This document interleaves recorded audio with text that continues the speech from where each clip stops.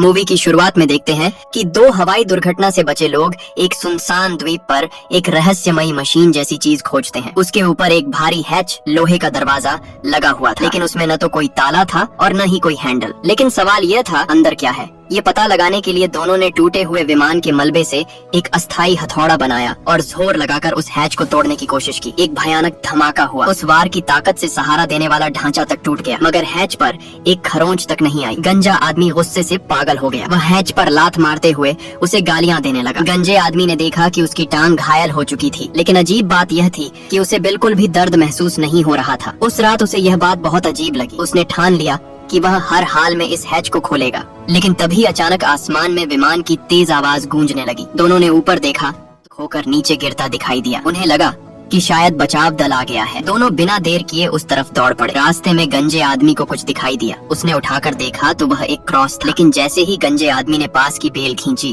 पेड़ से एक बुरी तरह सड़ी गली लाश नीचे गिर पड़ी। जेब में भारी रकम थी, साथ ही उसके पास 42 कैलिबर की पिस्तौल भी थी। उसकी पहचान तो नहीं पता चली, लेकिन इतना साफ था कि वह कोई आम इंसान नहीं था। इसके बाद दोनों आगे बढ़े और आखिरकार उन्हें एक विशाल पेड़ पर फंसा हुआ विमान मिल गया। गंजे आदमी की टांग का दर्द बढ़ रहा था, इसलिए वह चढ़ नहीं पाया। मजबूरन दूसरा आदमी अकेले विमान की जांच करने गया। विमान के अंदर उसे एक एयर मैप मिला, लेकिन वह ठीक से देखने भी नहीं पाया था कि अचानक विमान हिलने लगा। वह लगभग पेड़ से नीचे गिर ही गया था। थोड़ा संभलने के बाद उसने देखा कि विमान में कई बुद्ध प्रतिमाएं रखी हुई थीं। जब उसने उन्हें तोड़ा निकले, लेकिन तभी उसने देखा कि विमान का रेडियो अभी भी काम कर रहा है। वह खुशी से पागल होने ही वाला था कि अचानक विमान फिर से जोर जोर से हिलने लगा। लग रहा था कि वह किसी भी पल गिर जाएगा। नीचे खड़ा गंजा आदमी उसे चिल्लाकर बाहर आने को कह रहा था। अगले ही पल विमान पूरी तरह असंतुलित हो गया और सीधा नीचे जमीन की तरफ गिर पड़ा। भयानक धमाके के साथ विमान क्रैश हो गया। गंजा आदमी अपनी चोट भूलकर तुरंत उसकी मदद के लिए दौड़ा। दूसरा आदमी बुरी तरह घायल हो चुका था। गंजे आदमी को पता नहीं कहां से इतनी ताकत मिली, लेकिन उसने उसे उठाया और सीधे कैंप की तरफ भाग पड़ा। करीब आधे घंटे बाद वह घायल आदमी को कैंप वापस ले आया। जब जैक ने हादसे की वजह पूछी तो गंजे आदमी ने झूठ बोल दिया कि वह गलती से पहाड़ी से गिर गया था। इसके बाद जैक उसका इलाज करने लगा, लेकिन जब उसने गंजे आदमी को मदद के लिए पुकारा तब तक वह कैंप छोड़ चुका था। वह सीधे उस रहस्यमयी हैच के पास गए, रोने लगा। असल में वह पहले कमर से नीचे तक लकवाग्रस्त था, लेकिन इस द्वीप पर आने के बाद वह चमत्कारिक रूप से चलने लगा था। उसे लगता था कि यह इस रहस्यमयी द्वीप की शक्ति है, लेकिन अब उसकी टांगों ने दोबारा काम करना बंद कर दिया था। वह जमीन पर घिसटते हुए हैच के सामने पहुंचा। अचानक वह हैच चमकने लगा। उसी समय घायल आदमी भी होश में आ गया। उसने जैक को उस रहस्यमयी हैच के बारे में बताया, लेकिन ज्यादा कुछ कहने से पहले ही वह फिर बेहोश हो गया। तभी जैक ने देखा कि उसकी टांग बुरी तरह सूज चुकी थी। ये कोई साधारण गिरने की चोट नहीं थी। गंजे आदमी के झूठ की वजह से जैक गलत इलाज करता रहा। अगले दिन वह आदमी मर गया। उधर उसी दिन एना के बच्चे का जन्म भी हुआ। पूरा कैंप एक साथ खुशी और दुख दोनों में डूब गया, लेकिन गंजा आदमी अभी तक वापस नहीं आया था। जब उस आदमी का अंतिम संस्कार हो रहा था तभी वह खून से लथपथ हालत में कैंप लौटा। उसने सबको विमान मिलने की बात बताई। ये सुनकर वो बैठा। अपने दोस्त की मौत ने उसे पूरी तरह तोड़ दिया था। वह गंजे आदमी को मारने दौड़ा, लेकिन बाकी लोगों ने बीच में आकर उसे रोक लिया। जैक को शांत कराने के बाद घुंघराले बालों वाला आदमी जो रेडियो सिग्नल खोजने की कोशिश कर रहा था, गंजे आदमी के साथ विमान ढूंढने निकल पड़ा।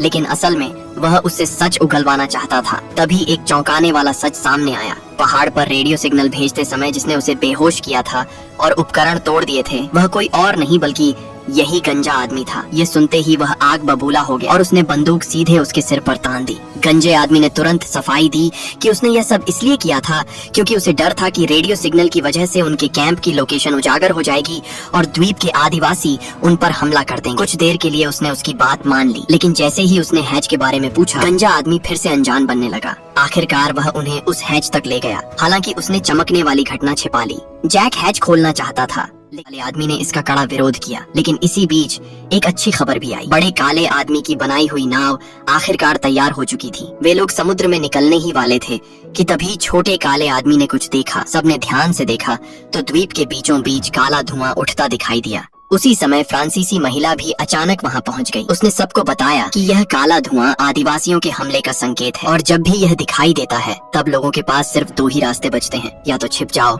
या मौत का इंतजार करो। जैक और उसके साथी तुरंत बैठकर आगे की योजना बनाने लगे, लेकिन उनकी सबसे बड़ी समस्या यह थी कि वे कुल 46 लोग थे। इतने बड़े समूह को छिपाना लगभग नामुमकिन था। ऊपर से दुश्मनों की संख्या कितनी है यह भी किसी को नहीं पता था। अगर वे सीधे लड़ाई करते तो जीतने लगभग शून्य थी। मजबूरी में जैक लीसा को लेकर उस रहस्यमयी हैच यानी जमीन के नीचे बने दरवाजे की तरफ गया। उसे उम्मीद थी कि शायद लीसा के पास उसे खोलने का कोई तरीका हो ताकि सभी लोग अंदर छिप सकें। हालांकि लीसा ने पहले कभी ऐसी चीज नहीं देखी थी। समय बहुत कम था, इसलिए सभी लोग तुरंत तैयारी में लग गए। लेकिन निकलने से पहले अचानक दाजुआंग नाम का एक आदमी जैक के पास आया। उसने बताया कि वह केमिस्ट्री का टीचर है और विस्फोटकों के बारे में अच्छी जानकारी रखता है। जैक ने तुरंत उसकी मदद स्वीकार कर ली। इसके बाद कुल 6 लोग यात्रा पर निकल पड़े। काफी देर तक चलते रहने के बाद अचानक लीसा ने सबको रुकने के लिए कहा। उसने बताया कि आगे का इलाका बेहद खतरनाक है। उसके पुराने साथी इसी जगह के आसपास मारे गए थे। लेकिन यह सुनते ही दाजुआंग डर गया और पीछे मुड़कर भागने लगा। जैक ने उसे रोकने की कोशिश की, लेकिन दाजुआंग पूरी तरह डर चुका था। वह बस इतना कहकर भाग गया, अपनी जान बचाना सबसे जरूरी है। यह सुनकर जैक गुस्से से भर गया। तभी अचानक तेज बारिश शुरू हो गई। पहाड़ों का रास्ता पहले ही मुश्किल था और अब बारिश की वजह से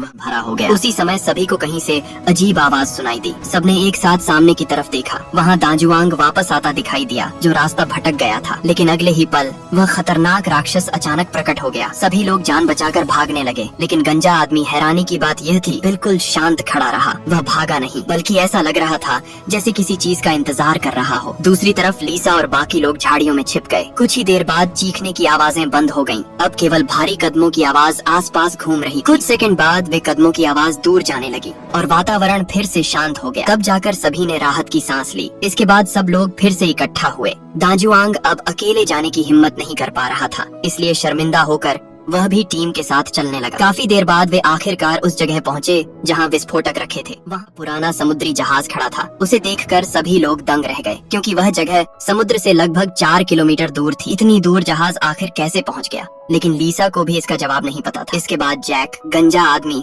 और बाकी लोग जहाज के अंदर गए। अंदर उन्होंने कई लोहे की जंजीरों से बंधे छोटे छोटे कमरे देखे। लग रहा था कि यह मध्यकाल का कोई गुलामों वाला जहाज था। जैक ने एक कमरा खोला। अंदर उसे विस्फोटकों से भरे बक्से मिले, लेकिन जैसे ही वे लोग उन बक्सों को बाहर निकालने लगे, दाजुआंग दौड़ता हुआ आया और उन्हें रोक दिया। उसने गुस्से में कहा, तुम लोग मरना चाहते हो क्या? उसने बताया कि उन बक्सों में बेहद खतरनाक विस्फोटक तेल भरा है। अगर हल्का सा झटका भी लगा तो तुरंत धमाका हो सकता है। सबसे पहले उसने बहुत सावधानी से विस्फोटक के दोनों सिरों को पकड़ा, फिर अपनी शर्ट पानी में भिगोई। उसके बाद उसने धीरे धीरे उस विस्फोटक को गीले कपड़े में लपेटा ताकि वह नम वातावरण में रहे और स्टैटिक बिजली पैदा न हो। वह गर्व से बोला, इसे कहते हैं प्रोफेशनल तरीका। लेकिन अगले ही पल वह सच में बहुत प्रोफेशनल तरीके से मरा। इतना जोरदार धमाका हुआ कि उसका एक टुकड़ा भी नहीं बचा। थोड़ा आराम करने के बाद जैसे कोशिश करने लगे। अब वे पहले से कहीं ज्यादा सावधान थे। सौभाग्य से कोई हादसा नहीं हुआ। आखिरकार उन्होंने विस्फोटकों को सुरक्षित तरीके से बैग में रख लिया। इसके बाद चारों लोग उस रहस्यमयी हैच की तरफ लौटने लगे। रास्ते में अचानक जैक ने देखा कि झाड़ियों के बीच काला धुआं तैर रहा है। उसे लगा शायद यह उसका भ्रम है, इसलिए उसने केली से पूछा। लेकिन केली ने भी वही चीज देखी। अब सभी समझ गए कि कुछ गड़बड़ है। वे तुरंत तेजी से वहाँ से भागने लगे, लेकिन तब तक बहुत देर हो चुकी। राक्षस उन्हें देख चुका था। तीनों लोग डर कर भागने लगे, लेकिन गंजा आदमी फिर भी नहीं भागा, बल्कि वह उत्साहित होकर सीधे राक्षस की तरफ बढ़ने लगा। जैक को तुरंत समझ आ गया कि कुछ गलत है। वह उसे रोकने वापस लौटा, लेकिन तब तक देर हो चुकी थी। राक्षस अचानक जमीन फाड़कर बाहर निकला और गंजे आदमी को पकड़कर नीचे खींचने लगा। जैक तुरंत उसकी मदद के लिए दौड़ा। आखिरी सेकंड में उसने गंजे आदमी को पकड़ लिया, लेकिन राक्षस की ताकत इतनी ज्यादा थी कि जैक चाहकर भी उसे बाहर नहीं खींच पा रहा था। आखिर मजबूर होकर जैक ने केली से विस्फोटक मांगा। उसने बम उठाकर सीधे उस गड्ढे में फेंक दिया। एक जोरदार धमाका हुआ, फिर वह काले धुएं में बदलकर गायब हो गया। लेकिन सबसे अजीब बात यह थी कि बच जाने के बाद भी गंजा आदमी खुश नहीं था। वह गुस्से में जैक को घूर रहा था। ऐसा लग रहा था जैसे उसे राक्षस को चोट पहुंचाना बिल्कुल पसंद नहीं। दूसरी तरफ बचाव वाली नाव भी पानी में उतर चुकी थी। उसमें दाहेई, सैंग ब्याओ और पांवचाई बैठे थे। उनका काम बाहर जाकर मदद ढूंढना था। रात के समय सैंग ब्याओ ने दूर एक जहाज को गुजरते देखा। उन्होंने तुरंत सिग्नल फ्लेयर छोड़ा। कुछ ही मिनटों में वह जहाज उनकी तरफ आने लगा। सभी लोग बेहद खुश हो गए। उन्हें लगा कि अब उनकी मुसीबत खत्म होने वाली है। लेकिन जब सामने वाले लोगों को पूरी बात पता चली तो उन्होंने अचानक कहा, हमें वह छोटा काला बच्चा दे दो। दाहेई को लगा शायद उसने गलत सुना, लेकिन सामने वालों ने दोबारा वही बात कही। वे बच्चे को अपने साथ ले जाना चाहते थे। जैंग बियाओ को तुरंत खतरे का एहसास हुआ। उसने धीरे धीरे अपनी बंदूक की तरफ हाथ बढ़ाया। अचानक सारी लाइटें बंद हो गईं। जैंग बियाओ ने तुरंत गोली चला दी, लेकिन निशाना चूक गया। उसी समय सामने वालों ने गोली चलाकर उसे समुद्र में गिरा दिया। पाओचाई तुरंत उसे बचाने के लिए समुद्र में कूद गया। मौके का फायदा उठाकर दुश्मनों ने दाहेई को भी समुद्र में फेंक दिया, अपने साथ ले गए। जाते जाते उन्होंने एक बम भी फेंका, जिससे बचाव वाली नाव पूरी तरह नष्ट हो गई। दाहेई बस बेबस होकर अपने बेटे को जाते हुए देखता रह गया। दूसरी तरफ जैक ने गंजे आदमी से पूछा,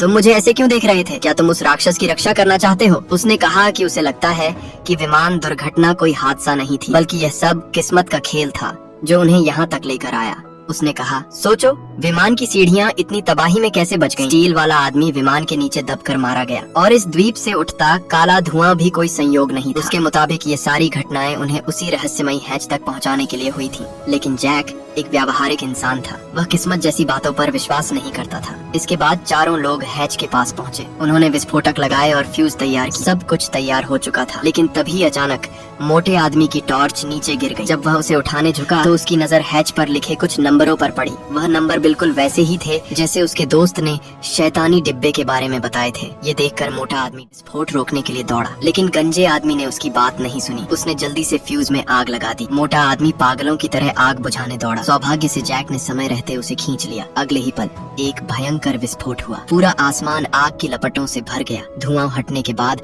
उन्होंने देखा कि हैच पूरी तरह टूट चुका था, लेकिन अंदर का दृश्य देखकर सबकी आंखें खुली रह गईं। वहाँ एक बहुत गहरी सुरंग थी, जिसमें नीचे जाने के लिए लंबी सीढ़ियां बनी हुई थीं। उस सुरंग का अंत दिखाई ही नहीं दे रहा था। ऐसा लग रहा था जैसे इस रहस्यमयी द्वीप का सबसे बड़ा राज और शायद उनकी किस्मत का आखिरी पड़ाव उसी सुरंग के अंदर छिपा हुआ था। ऐसे ही और मूवीज एक्सप्लेनेशन देखने के लिए चैनल को सब्सक्राइब कर लेना।